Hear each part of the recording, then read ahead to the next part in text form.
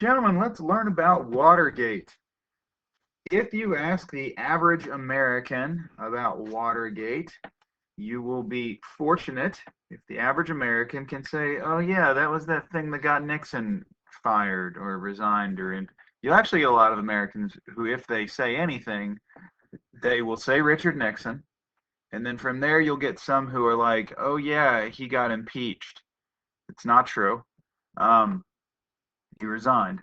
But for the bulk of America, Watergate is becoming less a memory and more of a something that was supposed to be covered in their history class. But it's a very important event in American presidential history, in recent American history, and that we're going to cover today. All right, so before we actually look at what happened with Watergate, let's get a little backstory. Okay, Richard Nixon is paranoid. Richard Nixon, 1960, Richard Nixon lost one of the closest elections in American history to John F. Kennedy. And there were accusations that the Kennedys had cheated. And actually, Richard Nixon was informed of some evidence that there was something amiss. But rather than go to the president, Eisenhower, and bring this up, rather than go to the press, rather than do anything, Richard Nixon took the high road. Nixon later said that he felt he could not damage American democracy by creating a scandal that someone had cheated to win the presidential election. He felt that that would be detrimental to the country. You know, we're in the midst of the Cold War, all those things. Richard Nixon later on said that he felt like it wasn't to vindicate Richard Nixon would be to damage America, right? To throw John F. Kennedy under the bus like that, so to speak, or throw his misdeeds into the light of day would be wrong or bad for the country, I should say. So Richard Nixon, though, feels like he got robbed, right? Like people are out to get Richard Nixon. The Kennedys robbed him, the Democrats robbed him, and he never forgot. He never forgave. He was always a somewhat paranoid man. Remember, this is the guy who during the Red Scare was kind of right there alongside Joseph McCarthy for a while. For a while, not the whole time, but for a while. He's the guy who made sure we nabbed who was telling the truth, Whittaker Chambers or Alger Hiss.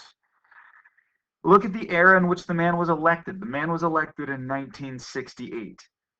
We talked about that year.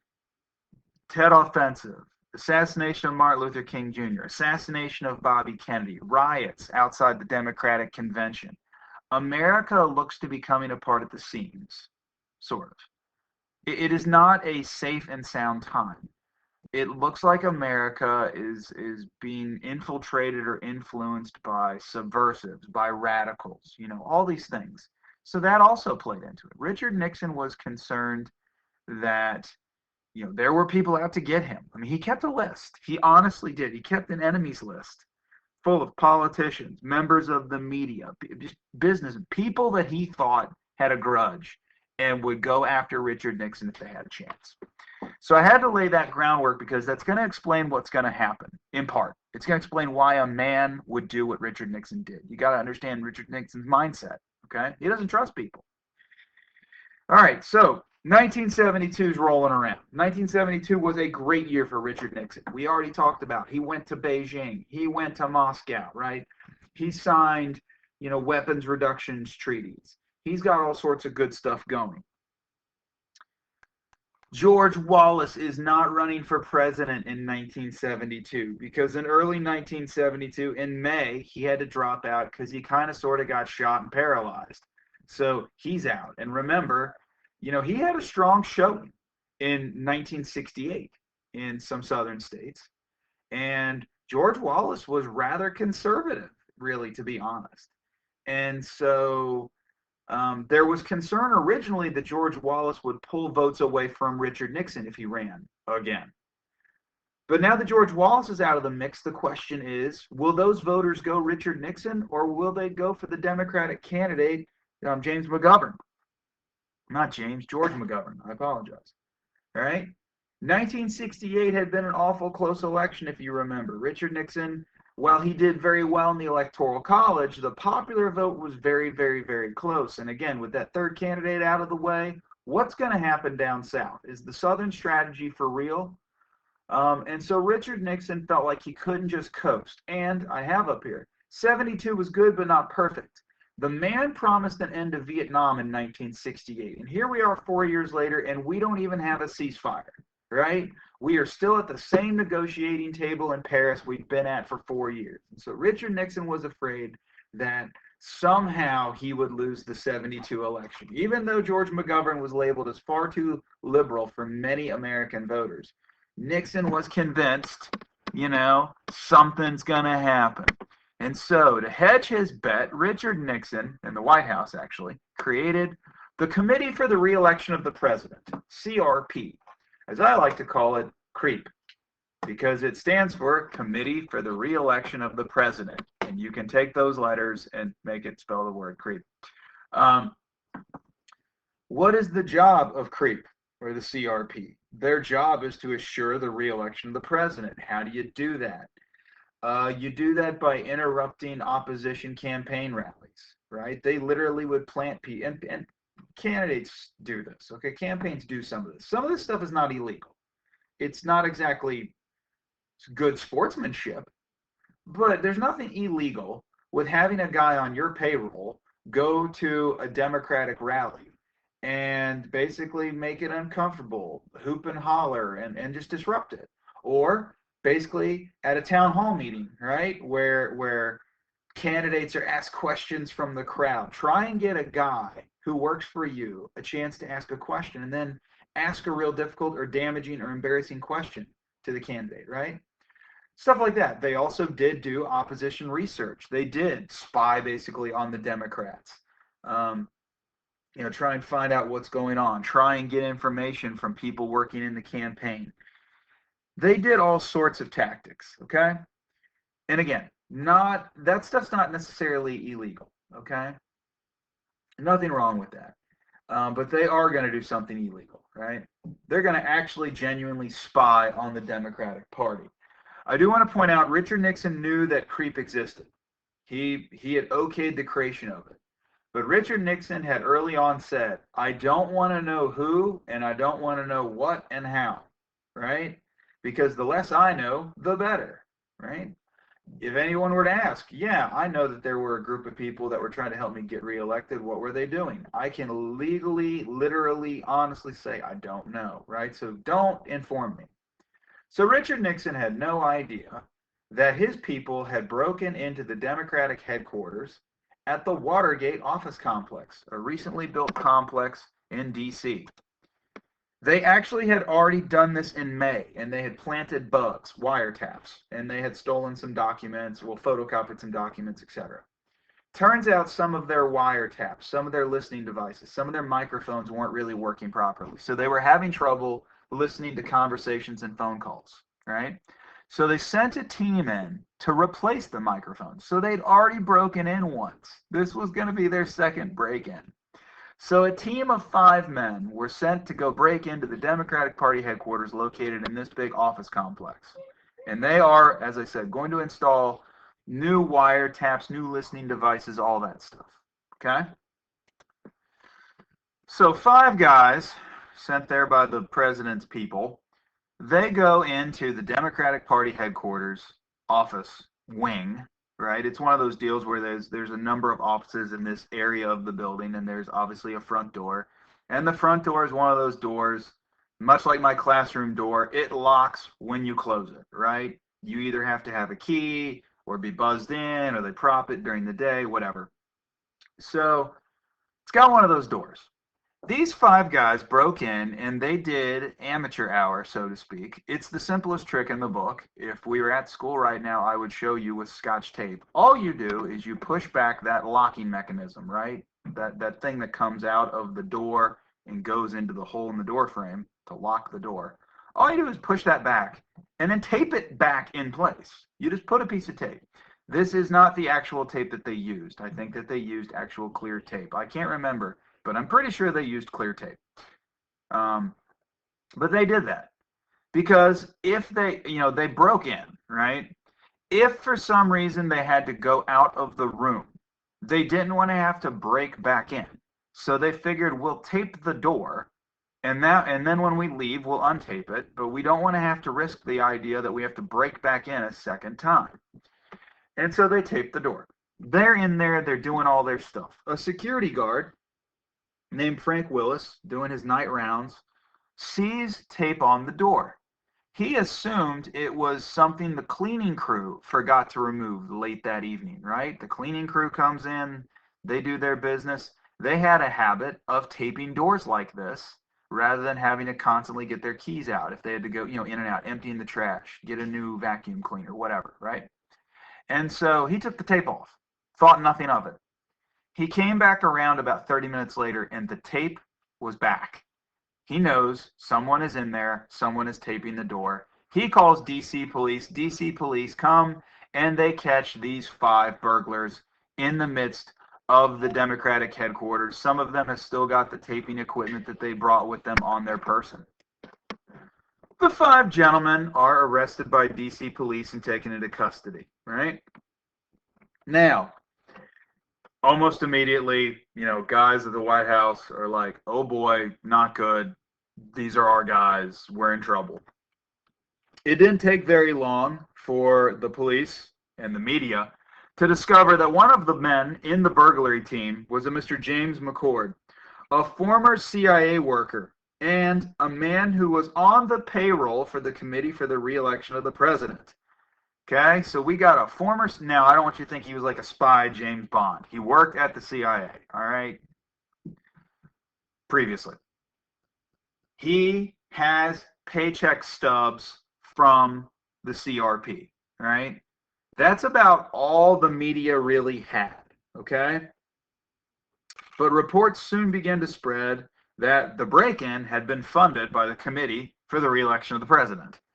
Now, almost immediately, the White House began destroying any evidence that they knew anything about these men, that they had any connection to these men, everything, right? Crime number 1, destroying evidence.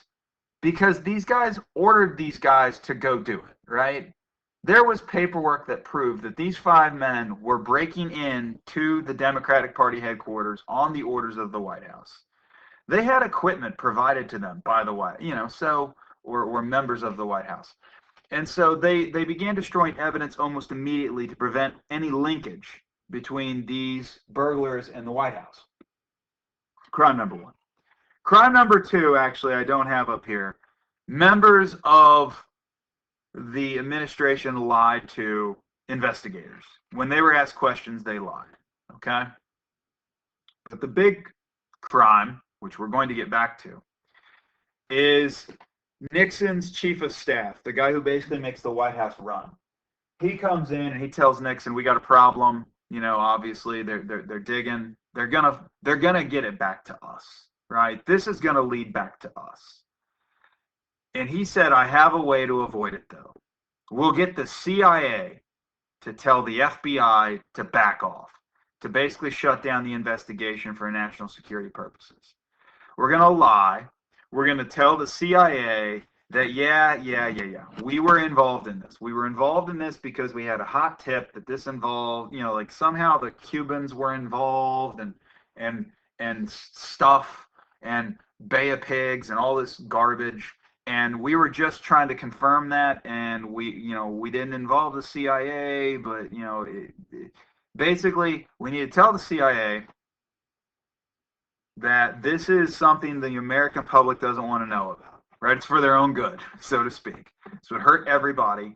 Tell the FBI to back off because national security is involved. John F. Kennedy's name's going to get ruined, all sorts of stuff, right? And so that was the game plan, and we will get back to it. But you can hear Richard Nixon saying, "Go, let's do this. I like this plan." That's crime number 2, and that's the big one, okay?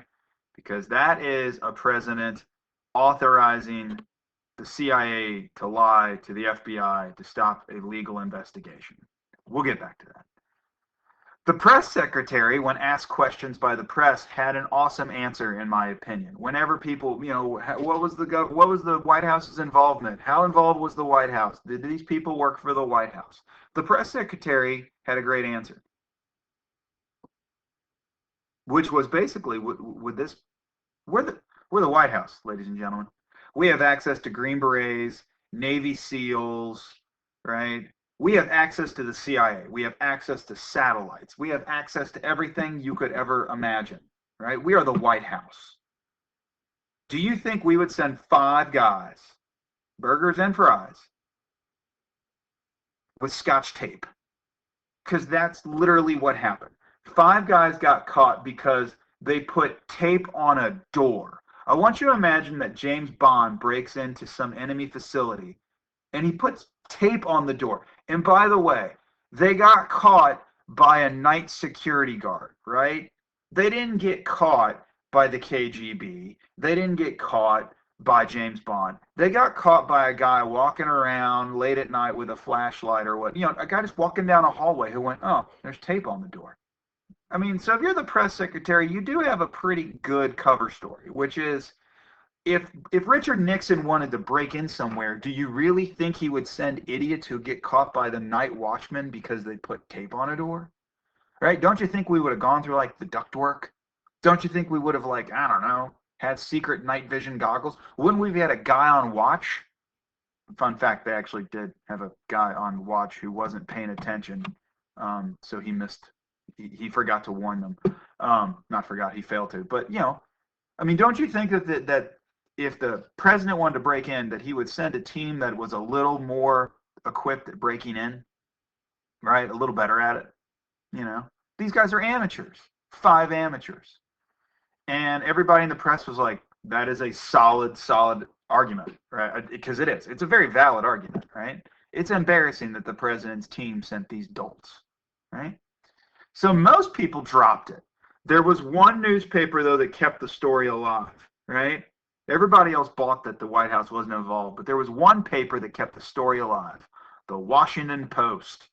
And why did the Washington Post keep it alive? It wasn't that they necessarily hated Richard Nixon. It's that they knew there was something up. They knew because of Mark Felt, also known to history as Deep Throat. Deep Throat was the cover name given to Mark Felt by the reporters that he informed to. Those reporters were the famed team of Woodward and Bernstein. These were 2 reporters at the Washington Post.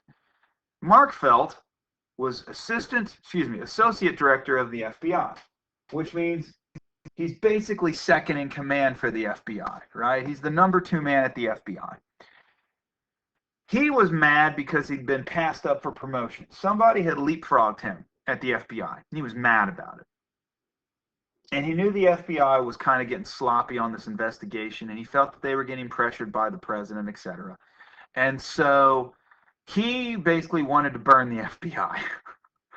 And he wanted to burn Nixon. And so he was leaking information to these reporters so they could keep the story going. When nobody else had information, he was making sure that the Washington Post had some solid information. And whenever people asked where they were getting their story from, they called him Deep Throat. They never released his name. Only after he died in 2008 did they finally confirm he was Deep Throat. When he was dying, he told his children he was Deep Throat. Everybody has explained it all. We know that this is the guy. Anyhow, Washington Post kept the story alive. Does the rest of America care? No, not really. Richard Nixon won one of the biggest home run victories ever, right? Now, you think smooth sailing. You'd be wrong, because trials begin. Okay, the men who broke into Watergate actually began to go to trial in the spring of '73. And James McCord cuts a deal. Eventually, James McCord, the prosecutors are like, yo, you wanna cooperate? You wanna just give the grand jury everything and we'll give you a very light sentence? Yeah, he cuts a deal. They all start cutting deals, right? They all get offered not immunity, but very reduced sentences, etc. And they start naming names and they start talking about meetings and payments and everything, and names get dropped and fingers get pointed, and this guy told me this and this guy told me that and this guy paid for this. John Dean, who is White House counsel, which is basically the White House lawyer, when he is called to testify before a Senate committee, the Senate Select Committee on Presidential Campaign Activities, he says Nixon is involved. He actually said that Richard Nixon is involved in all of this to some level. Nixon is not clean. This goes all the way back to Nixon. Now, everybody's pointing fingers and everybody's saying everything, right? There's an argument that the former Attorney General John Mitchell had ordered the break-in, that Nixon was part of the cover-up, all this stuff. But it's all hearsay. It's all finger-pointing. It's all testimony. There's no actual evidence. There's no concrete evidence. And you can't convict a person on just testimony alone, right? There has to be an actual piece of evidence. There has to be a record, right? It's not just, well, he said, where's your proof? My testimony. That's not enough. Eventually, the thing breaks loose when Alexander Butterfield shows up. Alexander Butterfield. He was a White House aide. He was actually the aide to the chief of staff. So he was like the number 2 man at the White House for running things. And so whenever the White House chief of staff wasn't there, Alexander Butterfield was in charge of basically making sure the White House operated effectively. He gets called in to testify, and they ask him point blank, are things in the White House recorded? Because they had asked some people this, and people were like, I don't know. Butterfield said, oh yeah, they are. I'm the one who installed the tape system. My boss told me that Richard Nixon wants things in the White House taped so we can have a great record, because Richard Nixon plans to write a memoir. When he gets done, Richard Nixon wants to write a book, right, about his time as president. Remember, Richard Nixon is all about foreign policy, foreign affairs, détente, the Cold War. He has all sorts of meetings. And Richard Nixon didn't like having a scribe, right, a secretary there to take notes. He thought it really threw off the mood. He liked the idea of, I sit down one-on-one with a leader or an ambassador, right? Just me and them. But I got to keep record of what was said and done so I can write my cool book later. So I need to tape everything. In 1971, early 1971, Butterfield had a taping system installed in the Oval Office, and then a little later he had some installed in a few other places. They also tapped the phones coming out of the Lincoln bedroom, the Oval Office, a few other places. And Butterfield told the committee that only Nixon, Butterfield's boss, Butterfield, the guy that Butterfield ordered to get it installed, and the men who installed it knew about it. Like, the number of people who knew about the taping system was less than 10. So Butterfield said, yeah, this is like hush-hush. And you already questioned 2 of the people who knew about the tapes, so they lied, by the way, if you ask them. So Butterfield tells Congress, if you want to know what Nixon knew, just get the tapes from the Oval Office where Nixon talks to people about it. And everybody's like, we need the tapes. So now everything turns into an epic fight to get these audio tapes, right? And now Richard Nixon almost immediately claims executive privilege. We talked about executive privilege actually previously. You might not remember this, but during the Harding years, when Attorney General Daugherty was accused of taking bribes from a German chemical company, and they wanted his private records and bank statements and all for the investigation, he claimed executive privilege. Executive privilege is the concept that the president has a right to a certain amount of privacy and is immune from investigation on certain things the president can keep secret because he has to, because of the nature of the executive branch. The president, he has to he has to have meetings that have to stay secret because he's talking to the CIA. He's talking to the military. We're making plans. We're doing things, right? So there are certain aspects of the executive branch that are not to be privy to the public because they have to be secret in order for the president to effectively do his job. Okay?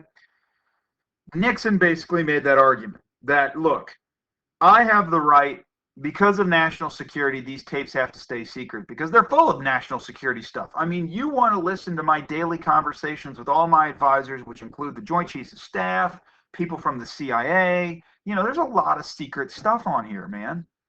Well, the Congress quickly appointed a special prosecutor. By the way, with this Watergate thing, if you paid attention to anything that happened recently with the whole Donald Trump Ukraine impeachment process, you might have heard some of these names, right? Like special prosecutor, etc. My mind is blanking right now. Oh, I can't remember the special prosecutor's name. Bill Barr. Just remember, Bill Barr was one of them. But it's not important. But my point is, for those of you who are like, some of this sounds familiar. Yeah, it should. It's basically the model that we follow when we investigate presidents, right? Richard Nixon sort of wrote the rule book for that. And so, there's a special prosecutor named Archibald Cox, and he's like, I need the tapes. Like, that's my job. I'm supposed to get the tapes. And they keep not like turning over the tapes. And Archibald Cox finally is like, okay, we're going to go to court. Okay, we're going to court right now. I want these tapes. Well, Nixon says, all right, I'm going to fire this guy. He goes to the Attorney General, Elliot Richardson. He's like, fire him. Elliot Richardson's like, no, I won't fire him. He hasn't done anything. Like, there's no way to justify firing him, right? Like, what am I going to say? I don't like what he's doing. He's doing his job. And Nixon says, fire him. And the Attorney General's like, no, I quit. I won't fire him. So then he goes to the Deputy Attorney General, the second in command of the Justice Department. He's like, fire Cox. And the guy goes, I won't do it. He didn't do anything. I can't fire him legally. If I fire him, I'll be investigated. You're an idiot. And Nixon's like, fire him. He goes, no, I quit. So the two top men at the Justice Department resign in protest rather than fire the man. Eventually, Solicitor General Robert Bork, for those of you who are wondering, Solicitor General is America's lawyer. If the United States of America has to go to the Supreme Court, like if the actual U.S. government is a party in a Supreme Court trial, the United States government is represented by the Solicitor General. So basically, America's lawyer, Robert Bork, says, I'll fire him. Sure, I'll do it for you, Rich. That'll cost Robert Bork later.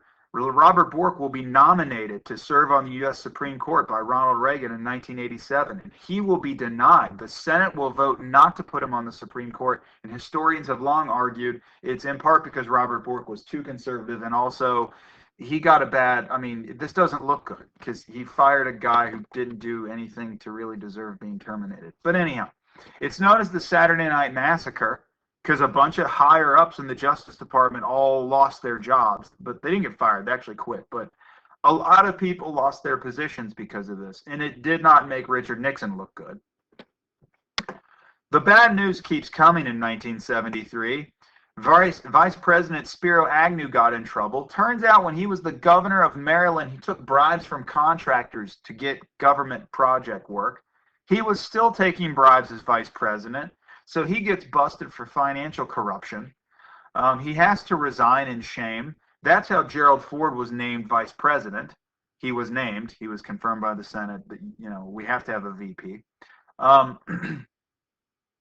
That makes Richard Nixon look even worse because now we've got evidence that his vice president was a crook, right? We start looking into Richard Nixon's finances because we want to see if there's anything there. Richard Nixon eventually did name a new prosecutor, a guy by the name of Leon Jaworski. But I got bad news for you, Rich. This guy's going to ask for the tapes just like Archibald Cox because that's his job. He's investigating an accusation, and this is the one piece of evidence that will answer the question we all have. Did you know? So finally, Richard Nixon's White House gives over edited transcripts, and I have bolded, underlined, and colored in red the word edited because that really defeats the purpose, right? Richard Nixon's like, here you go. Here are the conversations that we taped. And it's, it's like, just bear with me. It's like Nixon, blah, blah, blah, blah, blah. Kissinger, blah, blah, blah. And there are timestamps, right? There are timestamps off in the margin.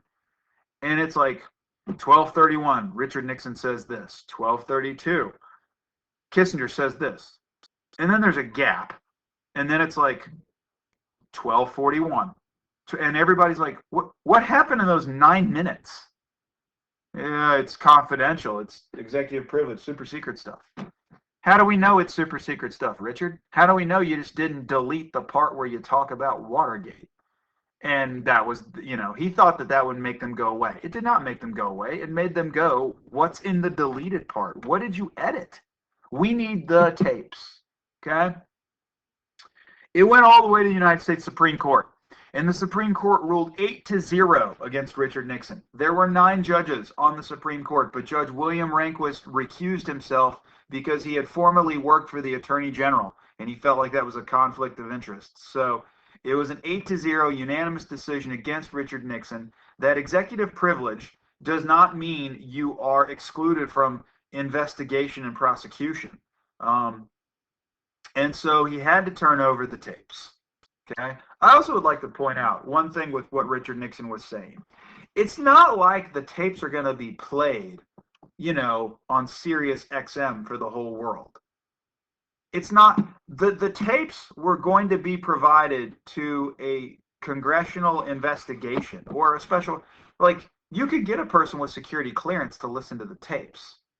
Right? So the argument of this is going to reveal, classified information to the world, that doesn't make sense, Rich, because we can control who hears the tapes, and then we can control what gets broadcast. But anyhow, Supreme Court says give the tapes.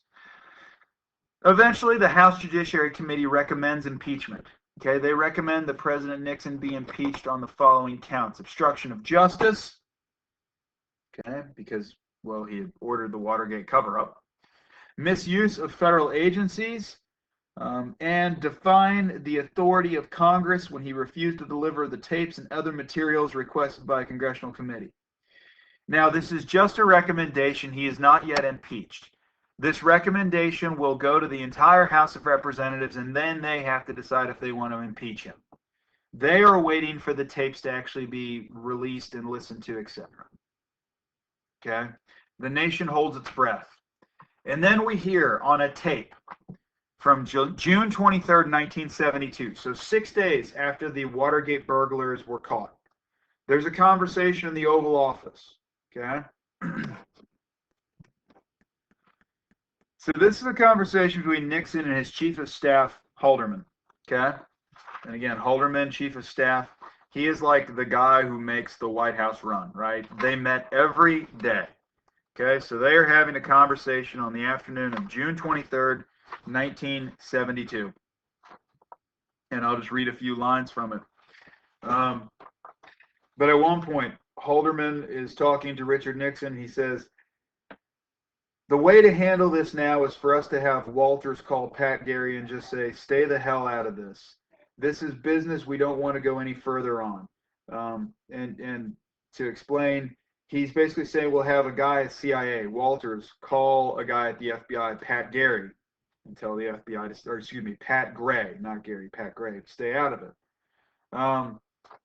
Nixon asks a few questions. They talk about it. Nixon even asks, because Nixon mentions, but they've traced some of the money. And Haldeman says, well, they've traced it to a name, but they haven't gotten to the guy yet. And Nixon asks, is it somebody in the White House? And he's like, no, it's a guy named Ken Dahlberg.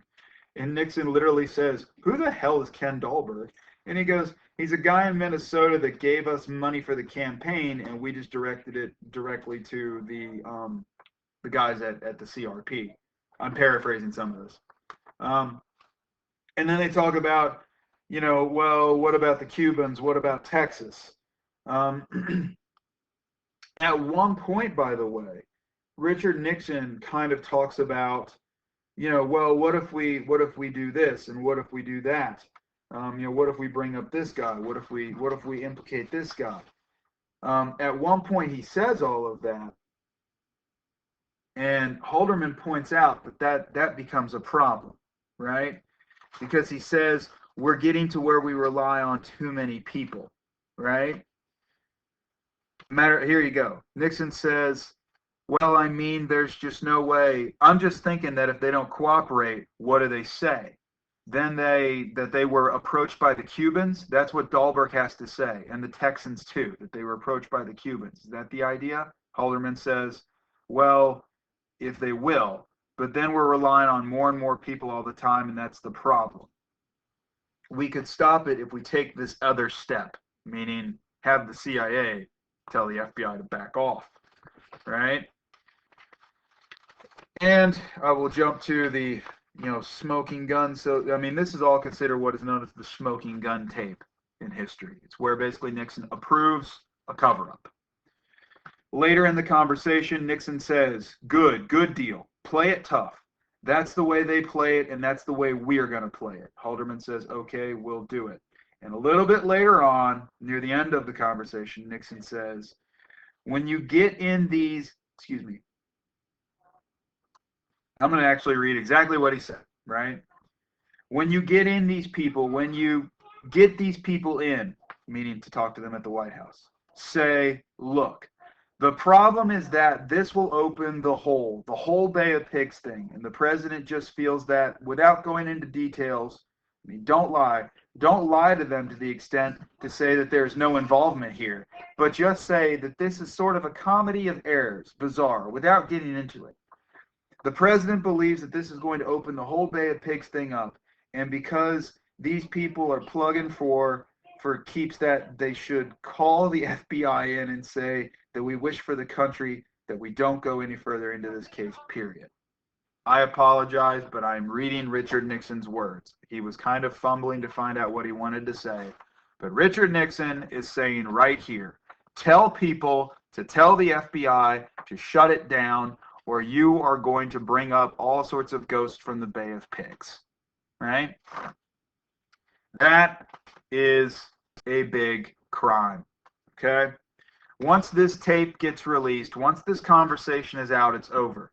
Leaders in the United States House and Senate meet with Nixon and tell him, you're done. We've taken a head count. There is no way you will avoid being impeached. There is no way you will avoid being convicted. Matter of fact, they told Richard Nixon that they could only find 15 senators who said that they would vote against conviction if they were asked to. Richard Nixon knows he's done politically, and so on August 9th, 1974, he resigned. That day, Gerald Ford took the oath of office to become the 38th President of the United States. What was the result? Well, Gerald Ford almost immediately told the American people that our long national nightmare is over. We'll get to the long-term effects on Mr. Nixon in the next section when we look at Gerald Ford's presidency. But the Watergate crisis, gentlemen, led to a number of laws to limit the power of the executive branch. We felt that Richard Nixon had kind of gotten away. I don't want to say gotten away with the crime, but the executive branch under Richard Nixon, as I said, he had done some things. He had tried to push the limits of executive power, and Congress decided it was time to rein the executive branch in. For example, the Federal Campaign Act amendments limited campaign contributions. So it set the limit of financial contributions from individuals and companies. It established an independent agency to actually administer election laws. The Ethics in Government Act required financial disclosure by high government officials in all three branches, right? So this is where you got to turn over your tax returns, your bank accounts, so we can notice if you're being bribed, if you're corrupted, etc. The FBI Domestic Security Investigation Guidelines limited the ability of the FBI to perform intelligence gathering activities on behalf of the executive branch. Congress established very clear-cut methods of appointing independent counsel to investigate and prosecute government officials. So a lot of new laws and changes were made. But that's not what's most important, in my opinion. What's most important is Watergate is part of a combo of punches to America's confidence in our government. Remember what we talked about in Chapter 30.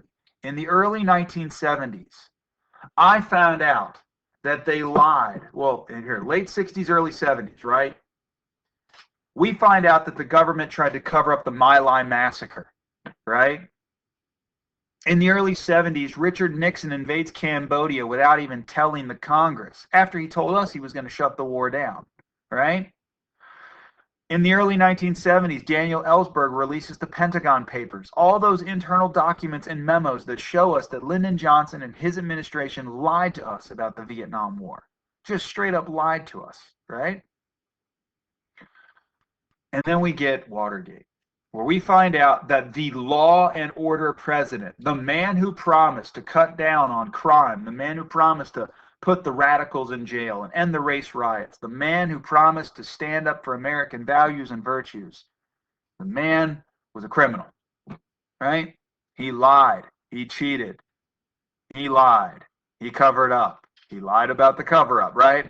He tried to use the CIA to cover his tracks. We lost faith in our government in the early to mid-70s after the string of horrific violations of our trust. We've never recovered.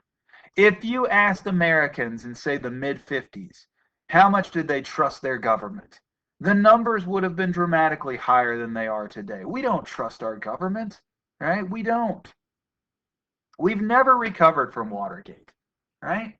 And I'd say that is the greatest effect or aftermath result. Forget all the laws, the reforms, the legislations. We have an inherent distrust of our government because of what happened during the Vietnam Richard Nixon era, right? And I think that is probably the most important effect of this whole ordeal in American history. As I said, Gerald Ford became president. We will look at Gerald Ford's presidency and Jimmy Carter's. We're actually going to look at kind of the 70s as a whole in the next section, because we're going to wrap up, we're going to combine kind of looking at their presidencies with also the economic turmoil that hit America in the 1970s. It's going to be a lot of material, but we'll get through it all in our next lecture.